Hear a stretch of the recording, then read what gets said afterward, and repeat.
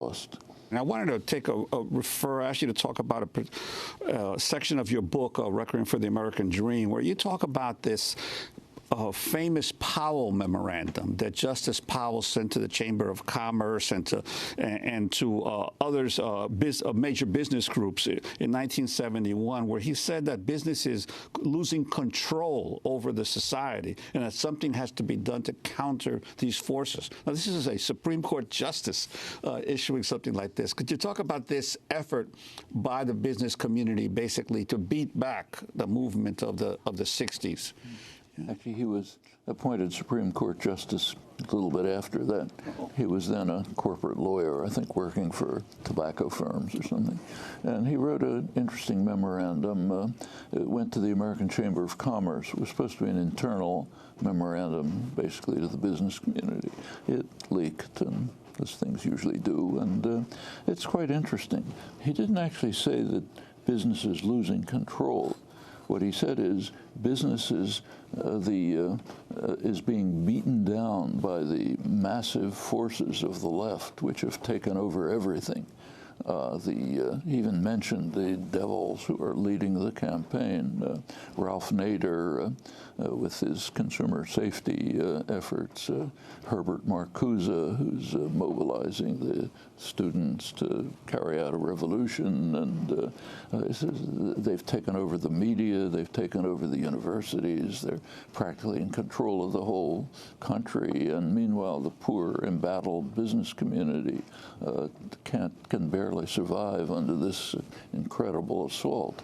It's a very interesting picture. The rhetoric should be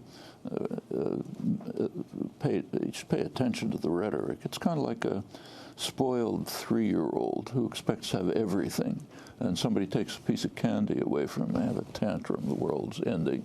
And that's pretty much the picture. Of course, business was essentially running everything, but not totally. There were democratizing tendencies in the 60s. Public became more engaged in public affairs. It was considered a serious threat. So he calls on the business community to defend ourselves from this monstrous attack. And he says, look, after all, we're the ones who have the resources, we have the funds, we're the trustees of the universities, we should be able to protect ourselves from this assault that's wiping out the American way, business and so on. That's the Powell Memorandum. And indeed, the lesson was understood, not just listening to him. There was a reaction to the activism of the 60s. The 60s are often called the time of troubles. They were civilizing the country. That's extremely dangerous. But no less interesting than the Powell Memorandum is another publication that came out from the opposite side of the mainstream political spectrum, the book called The Crisis of Democracy, published around the same time by the Trilateral Commission. That's liberal internationalists from the 3 major capitalist centers, Europe, United States, and Japan. The political complexion of this group is illustrated by the fact that they almost entirely staffed the Carter administration. That's where they're coming from. The American rapporteur, Samuel Huntington, professor at Harvard, the well-known liberal intellectual. What's the crisis of democracy? Pretty much the same as the Powell Memorandum. They said there's too much democracy. People who are usually passive and apathetic, the way they're supposed to be, are pressing their demands in the public arena, and it's too much for the state to accommodate. They didn't mention one group, corporate interests. That's the national interest. These are the special interests. And they called for more moderation in democracy. They were particularly concerned with what they called, this is their phrase, the institutions responsible for the indoctrination of the young. Universities, schools, churches, they're supposed to be indoctrinating the young, and they're not doing their job, as you can see from all these kids running around calling for women's rights, ending the war, and so on and so forth. So we have to have better indoctrination of the young. They were also concerned about the media. They said the media are becoming too adversarial.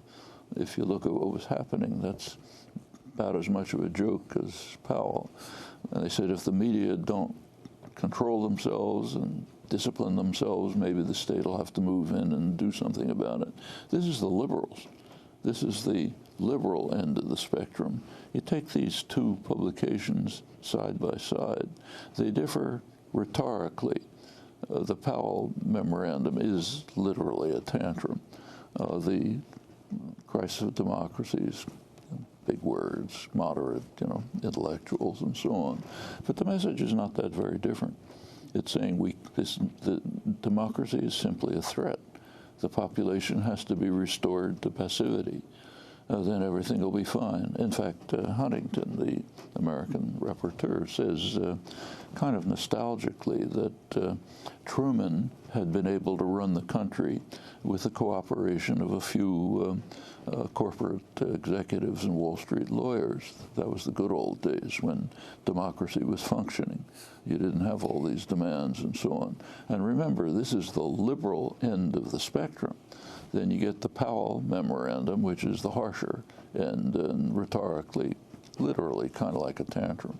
And it's within that framework of thinking, which they didn't initiate, they articulated, that you get the neoliberal reaction of the past generation, which on every front, including education, economy, undermining of the functioning of political democracy, all the factors that have led to the disillusionment and anger of the people who end up being Trump voters, voting for their class enemy. It's worth remembering that these people have just concerns, very serious concerns. It's revealed by some pretty remarkable recent revelations. You've seen them, probably sure reported on the quite remarkable fact that mortality is increasing among middle class, lower middle class, working class white Americans, middle-aged white Americans. That's something unknown in developed societies. Mortality keeps declining. Here it's increasing, and the roots of it are what are called diseases of despair. People don't have hope for the future, and for pretty good reasons. If you look at the facts of the matter, real male wages today are pretty much the level of the 60s.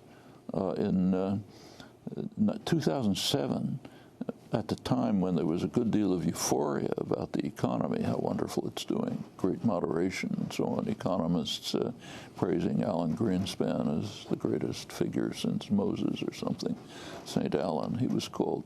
Right at the peak of euphoria, right before the crash, real wages for American workers were lower than they were in 1979, when the neoliberal experiments were just beginning. These affect people's lives seriously. They're not starving to death. These are not the poorest people. They're kind of surviving, but without the hope without a sense of dignity, of worth, of hope for the future, of some meaning in your life, and so on. So they're reacting in often very self-destructive ways.